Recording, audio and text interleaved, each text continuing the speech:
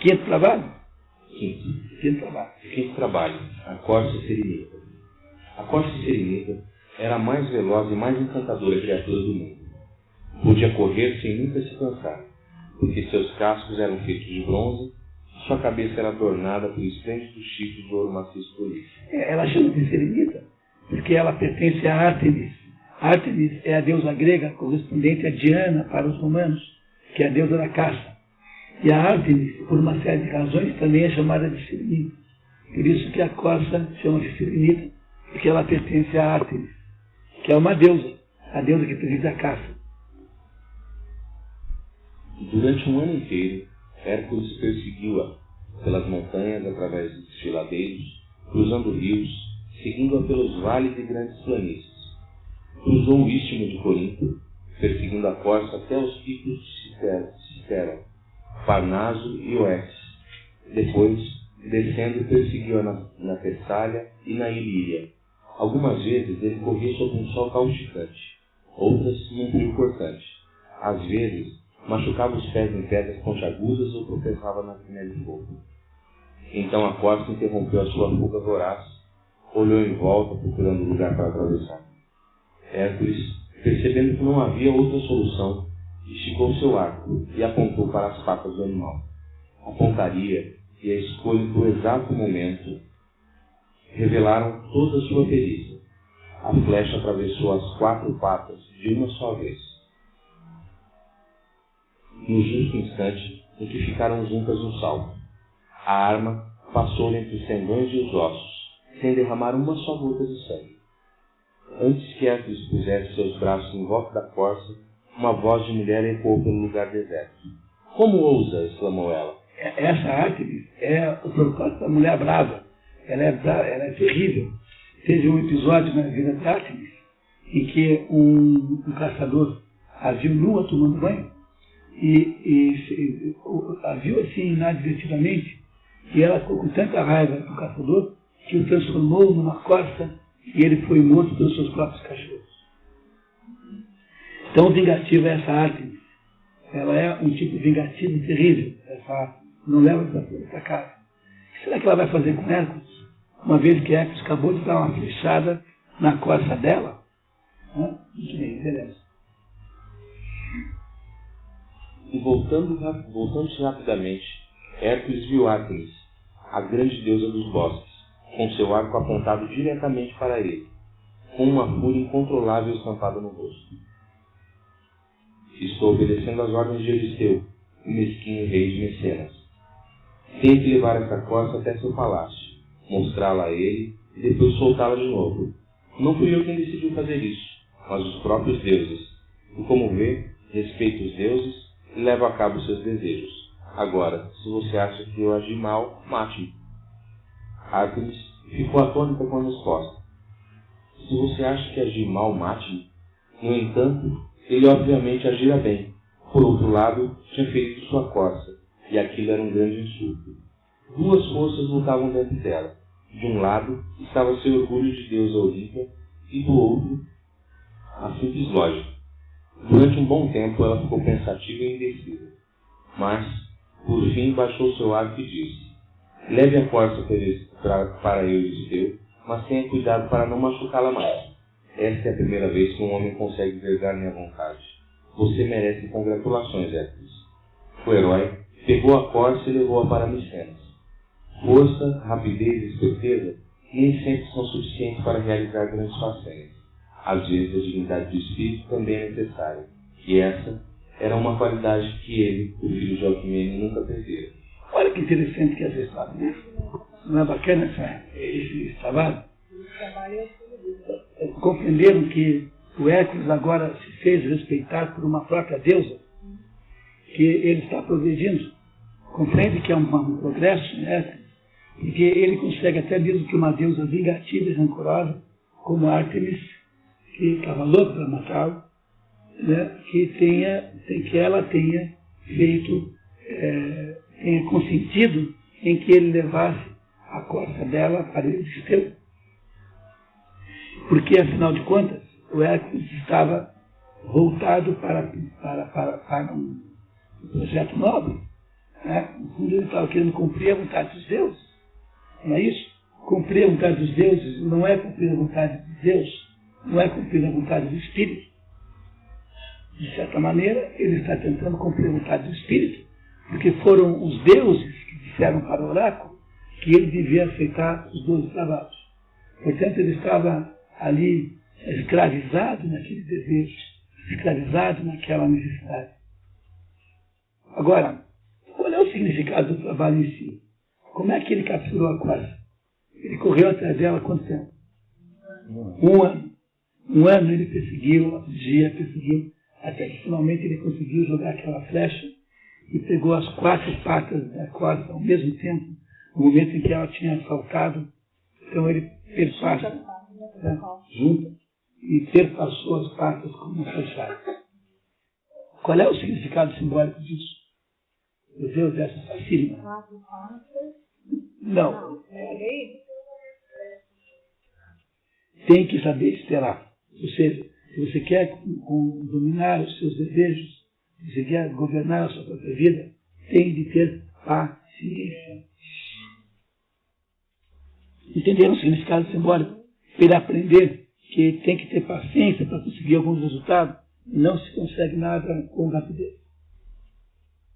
Por isso que ele persegue a corda infinita, para aprender a ter paciência e ter a capacidade de espera do momento certo.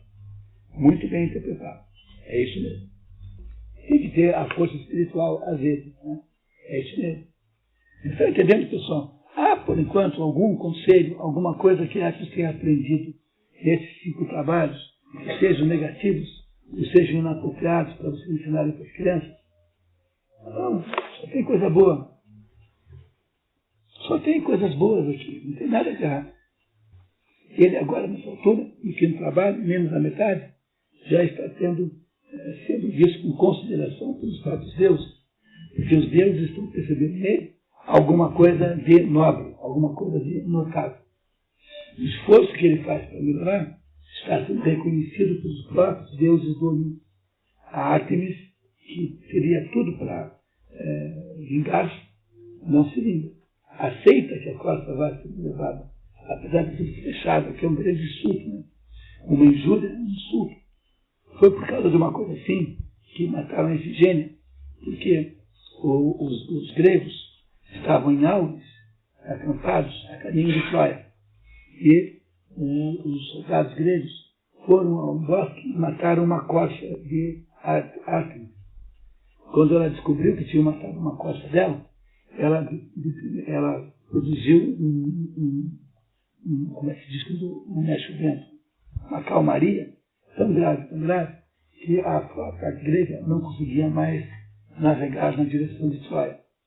E depois ela estabeleceu como preço para ela acabar com a calmaria, que o Agamenon, que era o chefe dos gregos, fizesse o sacrifício da sua própria filha, chamada Ifigênia. E esse sacrifício é feito de verdade. Tem uma peça chamada Ifigênia que conta essa história.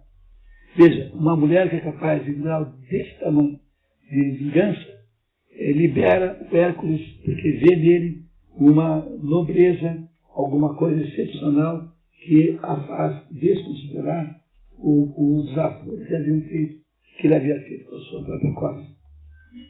Sob o ponto de vista prático, precisa esperar 1 ano até que venha algum resultado, porque os resultados não são rápidos, são lentos. Vamos para o próximo? Sexto trabalho. O 6º trabalho. Os estábulos de Álgias. Naquela ocasião, os estábulos de Álgias, rei de Elis, estavam repletos de montes de esterco fétido, jamais removido. Esse rei Álgias era filho de Hélios, o Sol, e possuía inúmeros animais, tanto pequenos como grandes. Entre eles estavam 300 belos touros negros, com pernas brancas, presentes do próprio Hélios. Outros 200 tão vermelhos quanto o pôr do sol, e mais 12 tão brancos como os cisnes. Sobressaía-se dentro de todos um touro que brilhava como se fosse um deus luminoso. Além dos seus rebanhos, Álgias também possuía as terras mais férteis, mas, estranhamente, era exatamente a riqueza da planície de Elis que tinha causado o problema que a região enfrentava naquele momento. Os campos eram tão férteis que não podiam mais ser adubados, e desse modo, o esterco nunca era retirado dos pátios do estábulo, onde se amontoava ano após ano, até formar montes imensos que nenhum homem podia deslocar, e todas as pessoas de Elis, inclusive as mulheres e crianças, trabalhassem. Se todas as pessoas de Elis, inclusive as mulheres e crianças, trabalhassem noite e dia nos estábulos durante anos, ainda assim não seriam capazes de remover a imundície. Abarrotando os estábulos de Aljas, lá ficava aquilo tudo, espalhando pestilência. Os estábulos ficavam entre o Alfeu e o Peneu, os maiores rios de Elis e de todo o Peloponeso. Hércules examinou-os cuidadosamente, depois desceu a colina, sorrindo, e foi procurar o rei Aljas. Eu sou Hércules, filho de Alcmene, ele anunciou, e vim limpar seus estábulos. Você tem os trabalhadores suficientes, não? Perguntou o rei com ironia, porque eu não posso dar nenhum. Não preciso de trabalhadores, Hércules replicou. Vou limpá-los eu mesmo, sozinho. Aljas riu. Você sabe, primeiro, que esse é mais uma tarefa que o Euristeu mandou ele fazer. Todas. Ele tem que fazer sozinho.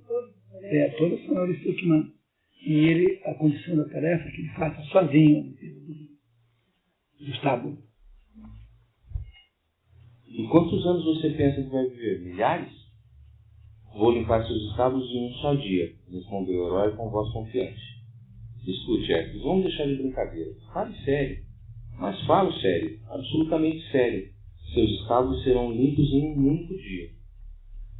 Se você fizer o que está dizendo, ganhará 1/10 de todos os meus rebanhos, respondeu o rei, que chamou seu filho Fileu para testemunhar o acordo. Então, Fileu mandou Hércules jurar que os estábulos estariam limpos antes do anoitecer. E, embora o herói nunca tivesse feito um juramento antes, consentiu em fazê-lo. E você também, meu pai. Fileu continuou, jure, e se Hércules fizer o que prometeu, você lhe dará 1/10 de seus rebanhos. Hércules estava trabalhando nos rios, estava construindo 2 diques por volta do meio-dia. O trabalho havia terminado, e massas de água começaram a subir atrás deles. Realmente, pouco tempo depois, as águas dos 2 rios foram entrando nos estábulos pelos buracos feitos nos muros, e fizeram seu trabalho tão rapidamente e tão bem que Hércules não cabia em si de alegria. Não só tinha limpado os estábulos de Aljas, como também os lavara. Jamais poderia ter sido feito um trabalho melhor. O que fez Hércules? Ele desviou os 2 rios. Ele fez com que os rios passassem por dentro dos estábulos. Então os rios passaram por os estábulos e levaram toda aquela sujeira embora. E depois ele foi lá e fechou os 2 rios, voltaram ao seu curso normal, e os estábulos estavam limpos num único dia, conforme ele havia prometido. Muito bem. Mas no momento de cumprir o combinado, o rei não quis honrar o acordo. Hércules não podia acreditar no que ouvia. A insolência do homem não tinha limites. Não era a perda dos animais prometidos que o perturbava, mas o fato de Aljas tê-lo ludibriado. Aquilo era insuportável. O herói decidiu não deixar que o assunto terminasse assim, e levou o rei ao tribunal. Hércules ganhou a causa, mas Aljas teve uma explosão de raiva e não só se recusou a acatar o veredito do juiz, como também exilou ambos, ele e seu filho, Fileu, proibindo Hércules de pôr os pés em Elis para sempre. E fez isso para o Fileu, testemunhou em favor do Hércules. Dizendo assim, mas pai, ele tem razão. O senhor fez um acordo com ele. E ele achou um desafio o filho testemunhar contra ele, embora o filho estivesse coberto de razão. Todas as primeiras 6 tarefas haviam sido no Peloponeso. As 6 seguintes exigiriam jornadas longas e perigosas. Ele depois, mais tarde, irá matar esse Aljas. Hércules irá matar o Aljas. Voltará e matará o Aljas e impulsará o filho, Fileu, como verdadeiro rei naquela cidade. Muito bem. Como é que foi que Hércules resolveu essa? Ele desviou os rios e fez com que a água dos rios passasse por meio do estábulo no fundo do estábulo. Olha, qual é o significado simbólico disso? Qual é o ritual que Hércules resolveu? O que é que ele fez?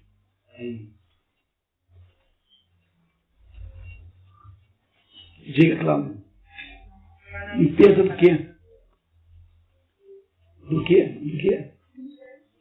Do que não presta, mas do que não presta. Mas o que ele está limpando de verdade?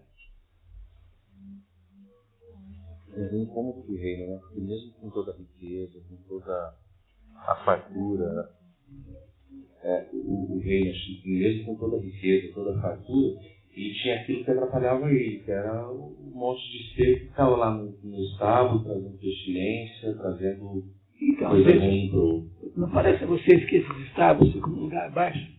Porque se você consegue desviar o rio, e o rio passa por eles, é porque o rio está numa cota mais alta do que o estábulo, né? Óbvio, que a água não vai subir, a água só desce. Então, o que esses estábulos de áudio representam de alguma maneira?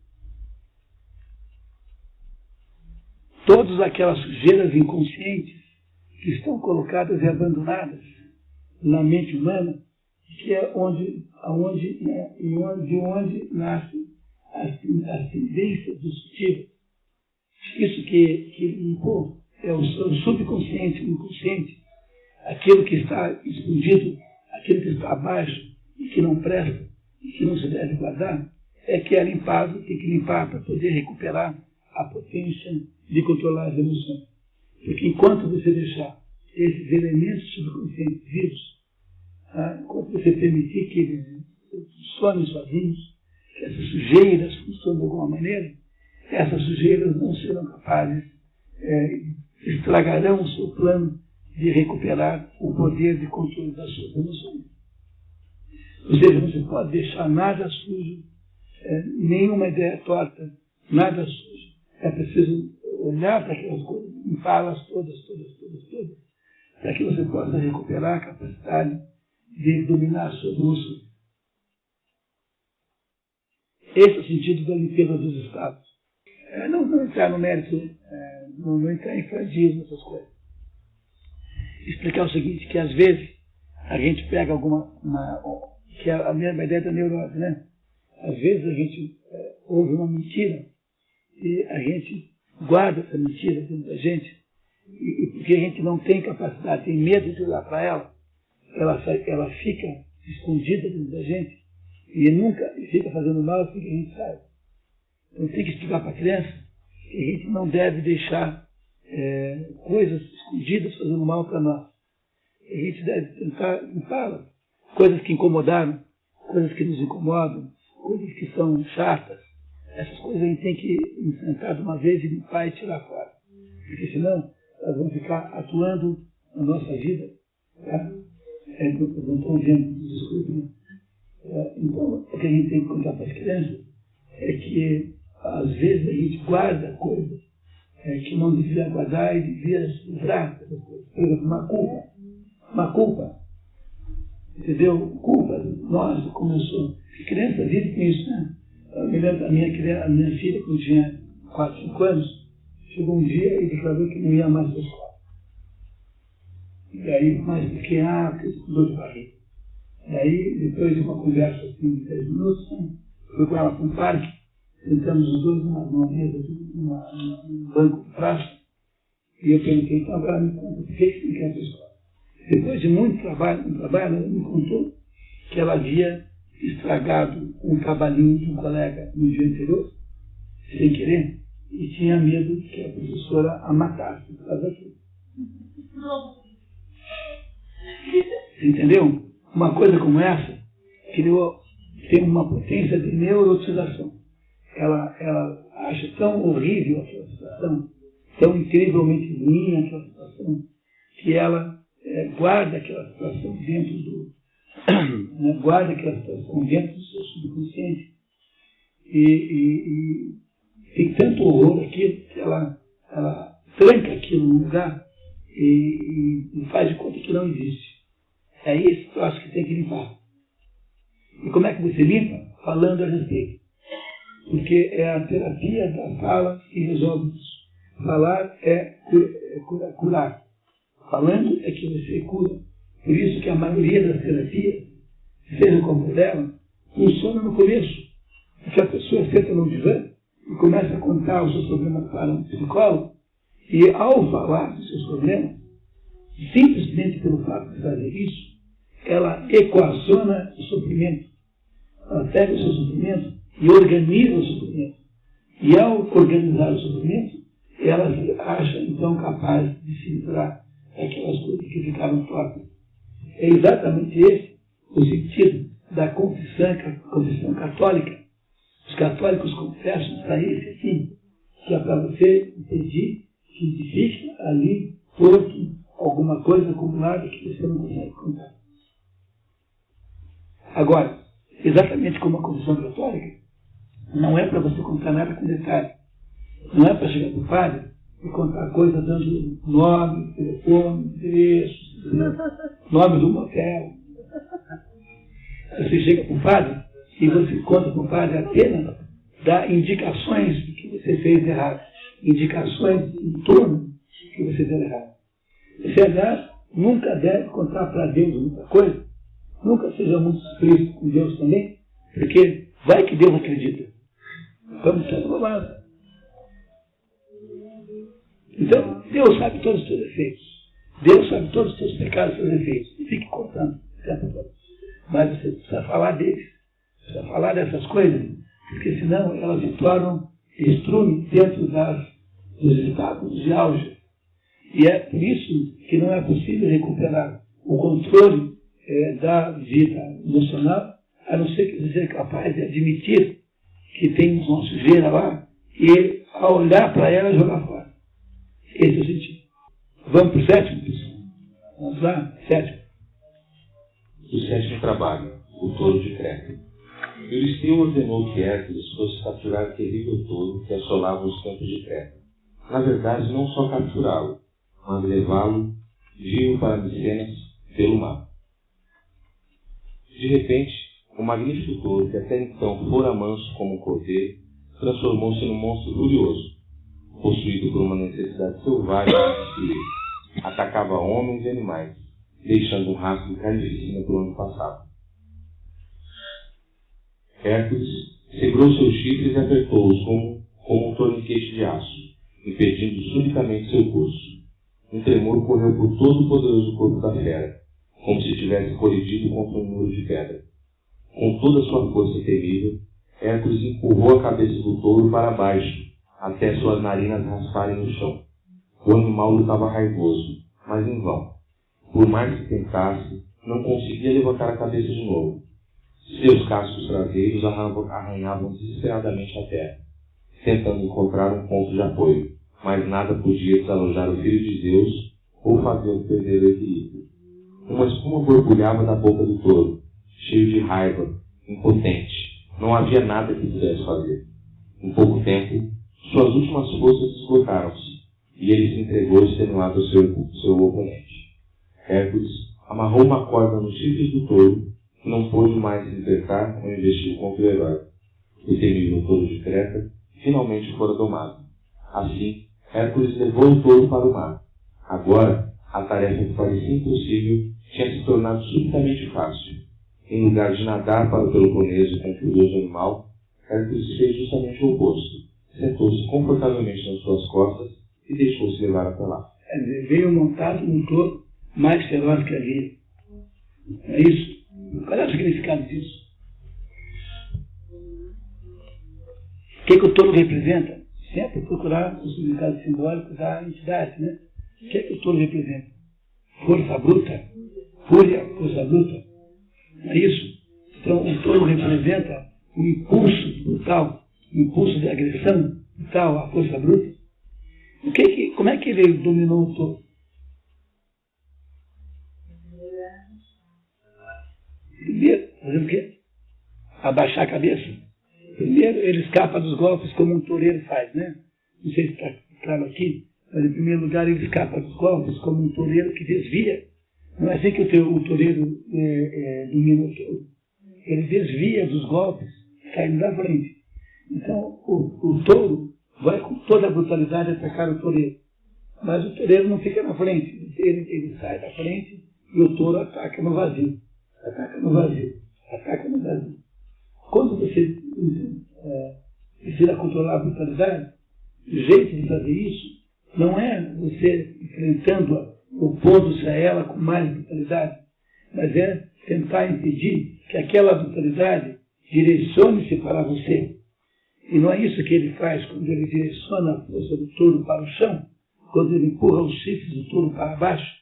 Então, a força do touro anula-se pela força da terra e não é capaz mais de defendê-lo. Ele faz o domínio do touro pelo quê? Pelo uso, como é que eu diria? Ele faz o domínio do touro pelo controle da direção, não da direção da fúria do touro. Ele não se deixa atingir pelo touro. Então, se você quer controlar alguém furioso, se alguém está furioso na sua direção, o que você faz? Contemporize. Tente impedir que aquela pessoa não revide com igual violência, porque se ele tivesse revidado com igual violência, talvez ele estivesse controlado. Mas o que ele faz? Ele desvia os ataques do touro. E aí direciona o ataque do touro para onde ele não pode ver ninguém, que é para baixo, para a terra. Ele faz, portanto, uma espécie de drible. Ele dribla o touro. A violência enorme na direção dele, ele consegue controlar tão bem que depois ele volta para casa em cima do touro como se fosse um animal caseiro, um animal do Senhor. Sem perder o equilíbrio e sem devolver ao touro nenhuma espécie de violência. Ou seja, ele controlou a força bruta com a mansidão, com a anti-força bruta e não com mais força bruta. Ele direcionou a brutalidade para outro lado. Ele manipulou a brutalidade do outro, sem devolver ao outro nenhuma brutalidade. Esse sentido. Também tem isso que você falou, sem dúvida nenhuma. Mas materialmente a inteligência faz o quê? Produz a solução de desviar dos golpes do touro e não enfrentar o touro com violência igual ou equivalente. Como é que você luta, portanto, contra os seus instintos? Então tem sempre na escola, tem aquele valentão, né? Então, às vezes é melhor você manipular a força do valentão do que brigar com ele. O tudo seria muito maior que você. Às vezes, não é para lidar com violência. Às vezes, o jeito como você ganha a guerra é revidando sem violência. É como ele faz aqui, controlando o touro de Creta. O oitavo trabalho, os cavalos de Diomedes. Depois da jornada de Creta, seguindo outro conselho de Hera, Euristeu enviou Hércules a Trácia para trazer os cavalos do rei Diomedes. Esses perigosos animais ficavam trancados nos estábulos reais, presos apesar das correntes. Dizia-se que suas mandíbulas eram de bronze e só se alimentavam de carne humana. Porém, ainda mais temível do que os cavalos era o próprio Diomedes, rei dos selvagens Bistónios. Filho de Ares, deus da guerra, sua paixão pelas batalhas estava no sangue. Todas as vezes que saía de sua belicosa tribo para combater, a ruína, a destruição espalhava-se entre seus infelizes vizinhos. Quando Hércules foi para a terra dos ferozes Bistónios e de seu rei sanguinário, levou consigo amigos que estavam prontos a lutar a seu lado, se fosse necessário. Entre eles estava Abdera, um jovem ousado da Lócrida. O herói e seus companheiros chegaram à Trácia pelo mar.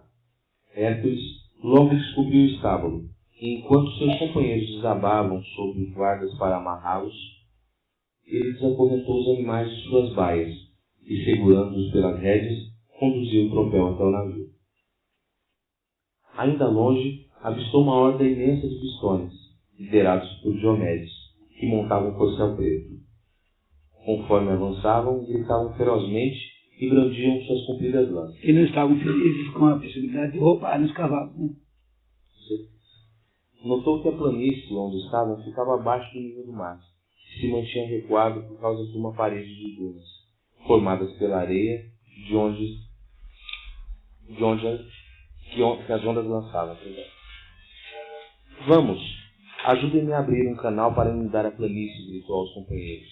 E antes que as palavras tivessem saído de sua boca, ele já estava cavando com tenacidade. Após derrotarem o inimigo, Hércules e seus amigos verificaram que tinham sofrido uma triste perda. Os cavalos selvagens haviam estraçalhado Abdera. Não haviam palavras que pudessem descrever a dor de todos eles diante da morte do jovem, tão bravo e corajoso. Hércules pediu aos seus companheiros que dessem um funeral esplêndido à vida. O que não está contando aqui é que eles capturaram o Diomedes e jogaram o Diomedes para que os seus cavalos o comessem. Então o Diomedes foi comido pelos próprios cavalos. O que Hércules fez? Na hora em que eles estão roubando os cavalos, aparece o Diomedes, que é uma turma de malfeitores, porque ali pior que os cavalos são o Diomedes e seus amigos. Tá? E aí então eles percebem que há uma planície e ele, com a força que tem, abre um buraco nas dunas e inunda aquilo de água. E aquela inundação mata todo o exército de Diomedes, exceto o próprio, que eles jogam para ser comido pelos cavalos, para experimentar a própria receita que ele dava para os estrangeiros coitados que apareciam lá, que viravam comida dos cavalos carnívoros. Um veneno. Muito bem, pessoal. Então o que nós temos aí? Qual é o significado simbólico disso? Qual é o significado simbólico disso? Ora, eu fui procurar nos dicionários de simbologia e os cavalos são interpretados aqui como sendo símbolos de tentações. O cavalo é símbolo de tentação. Como é que você faz? Como é que Hércules fez para combater os seus inimigos e para conseguir capturar os cavalos? Ele inundou a planície. Ora, o que significa a água? A água significa o caos, significa a desorganização. Então, o que significa você inundar a planície? Significa você desorganizar as tentações. Significa você desarticular o conjunto de tentações que são as tentações que você irá viver. E com isso você consegue derrotar as tentações, consegue então realizar mais um passo na direção do ganho e do controle. É mais ou menos assim. Se você é um sujeito que é tentado a beber álcool, então não vá no bar. Não vá ao bar. Quando você não vai ao bar, você está destruindo a tentação de beber. Entendeu? Não ir ao bar significa destruir a base onde se manifesta a tentação da bebida. Para dar um exemplo bem simples e óbvio de uma coisa que se possa comprar para uma criança. As tentações são vencidas a partir de esforços de desestruturação dessas tentações. Não andar com amigos. Se você tem amigos maus, seus amigos fazem besteira, seus amigos dessas crianças fazem coisas erradas, não ande com eles. É isso que a gente está aprendendo. É preciso desorganizar as tentações. Senão você não as vence de modo nenhum. A água produz o caos. Tá? A água é caótica. Ela cria o caos e desestrutura aquilo que estava montado para te fazer mal. Ela desestrutura as tentações representadas aí pelos cavalos. Eu não sei explicar para vocês porque o cavalo é simbolizado pela tentação. Como é a tentação simbolizada pelo cavalo. Mas isso está nos livros de simbologia. O que se está vendo aqui é um exemplo prático, concreto de paideia. Quando eu disse para vocês muitas vezes aqui que os gregos haviam criado um sistema educacional que produzia a civilização, eu estava dizendo fundamentalmente isso, que o que os gregos fizeram, o que eles fizeram? Foi criar uma série de instrumentos educacionais pelos quais as pessoas, os jovens, as crianças, enfim, os educandos, né, como queiram chamar, possam, de alguma maneira, interpretar, tomar conta, tomar conhecimento dos princípios que deveriam reger a sua vida. Então, veja, quando você conta durante 600 anos, essa história aqui tem mais de 1000 anos. Ela durou 1000 anos no Império Grego, na cultura grega. Então, durante 1000 anos, você está contando para as crianças a história de Hércules. A maior parte das coisas, às vezes, está contando oralmente. é alguém que conta para o outro, conta para o outro, conta para o outro. Essas histórias contadas oralmente são as histórias que explicam essas coisas todas que eu estou dizendo. Imagina-se que uma criança em grego vá compreender o significado simbólico disso pela insistência ou pela explicação que o professor dá, mas naquela época em que havia isso, todo mundo sabia ler simbologia. Então as pessoas entendiam automaticamente isso, que eu tenho que explicar para vocês, porque nem sei que vocês entendem. No tempo dos gregos era absolutamente normal. Todo mundo entendia a simbologia dos deuses. Não era como uma coisa moderna que ficou impenetrada. No mundo moderno, a gente não tem mais nenhuma capacidade de perceber simbologia e só percebe alegoria. Nós só fazemos comparações arbitrárias, mas simbologia, como é isso que estamos fazendo aqui, ninguém mais vai fazer. Então, para o nosso mundo moderno, nós precisamos explicar isso às crianças. Isso é a ideia na prática. É conduzido numa turma. A prática pega uma turma de crianças e durante um ano, durante 6 meses, ou durante, sei lá, provavelmente de 10 a 15 sessões de leitura para ler todo o livro. 10 a 15 sessões de leitura de 3 horas, né? Você tem 1 hora por semana só.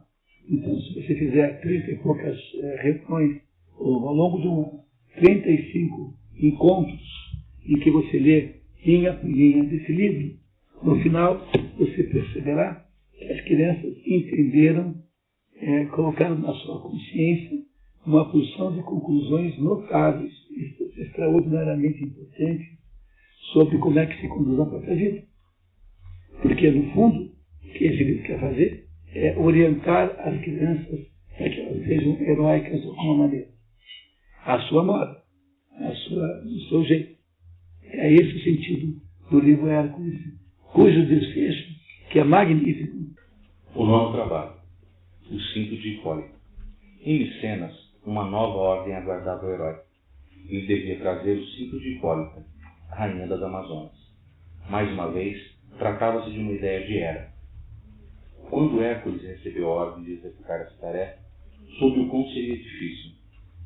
Novamente, decidiu fazer a viagem por mar, com um grupo de bravos companheiros e uma vez mais famosos heróis da Grécia, incluindo Teseu, mostraram-se dispostos a arriscar suas vidas ao lado de Hércules. O Teseu era herói de Atenas, tá? Teseu, herói de Atenas. Ele tinha ouvido muitas histórias sobre as Amazonas.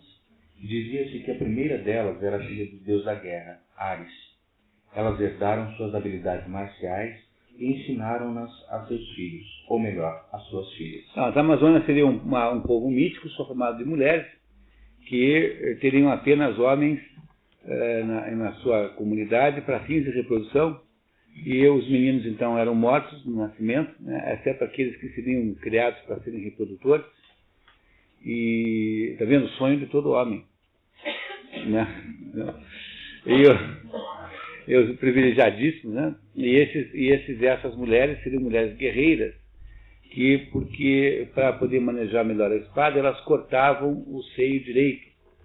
Por isso que se chamam Amazonas. A em grego é não, Amazon é seio. Amazonas significa sem seio. A palavra Amazonas é que não tem o seio. Então cortavam o seio direito para poder a espada, né, ser melhor manejada. E elas teriam morado lá nas imediações do Mar Negro. E eram mulheres bem bravas e bem valentes e bem guerreiras. E quando se fez aqui no Brasil esse Estado do Amazonas, quando se batizou o Estado do Amazonas do Brasil, batizou-se o Estado do Amazonas em homenagem a essas Amazonas. Porque alguém teria visto aqui, um desses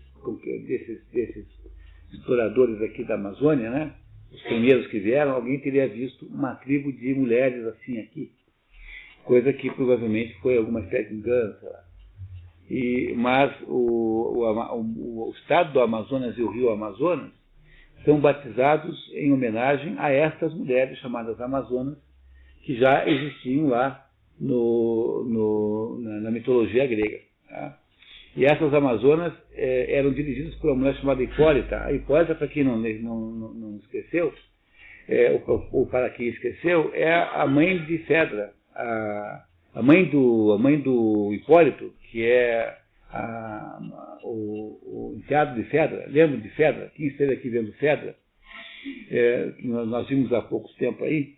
Então, Fedra era casada com o Teseu, que é o herói ateniense, e esse Teseu teria tido um filho antes de casar do casamento com ela, com a Hipólita, que é essa aqui.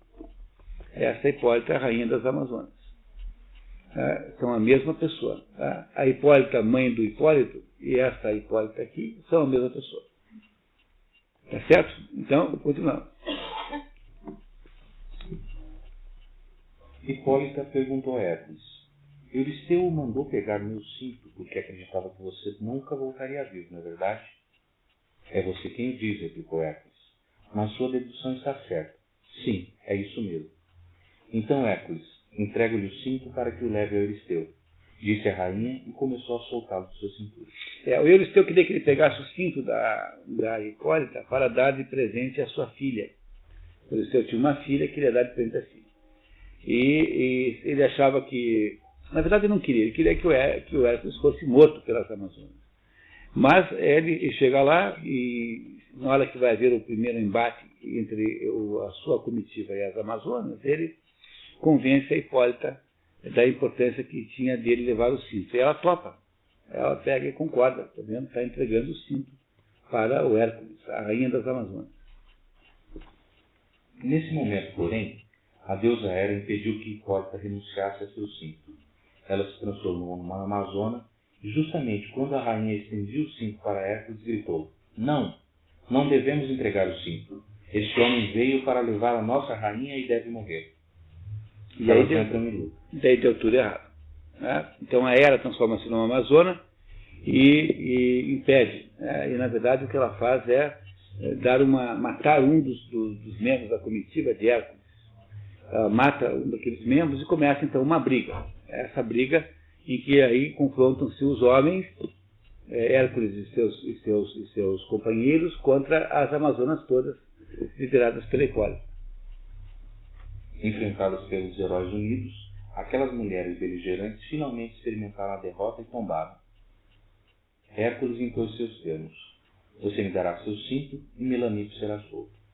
Porque durante a luta eles fizeram duas reféns, a Melanippe e a Antíope. Isso eu garanto porque ela é prisioneira só minha. Quanto a Antíope, foi Teseu que a capturou e eu não tenho o direito de ordenar sua libertação. Ele a levará para Atenas. Hipólita aceitou. Hércules pegou o cinto, Melanippe foi solta e Antíope foi levada pelo herói ateniense. E é por essa razão que algumas versões da história de Fedra dizem que a mãe de Hipólito não é a Hipólita, mas é essa Antíope. Entendeu? Agora vocês entenderam porque algumas versões da história de Fedra, a mãe de Hipólito não é a Hipólita, mas é essa Antíope que Teseu teria capturado, né, como prisioneira de guerra e levado para Atenas, com quem teria sido o filho Hipólito. Então, pessoal, esse foi o nono trabalho. Né? Hércules, então, consegue, primeiro tenta diplomaticamente, reparem, ele começa de maneira certa, ele começa tentando fazer de um jeito negociado, ele não usa da violência instantaneamente, ele não ataca as mulheres, ele vai tentar convencê-las a entregar o cinto. Depois, quando isso não é mais possível, porque aquele incidente provocado por Hera e não pela Hipólita, então ele acaba vencendo militarmente, porque eles são mais fortes do que as Amazonas, eles são homens, são todos heróis, todos muito poderosos, tal, e matam, vencem as Amazonas, que finalmente entregam lá o cinto para Hipólito. O que será que significa isso, hein? Pessoal, alguém tem alguma ideia do que é que possa significar esse pedaço aqui?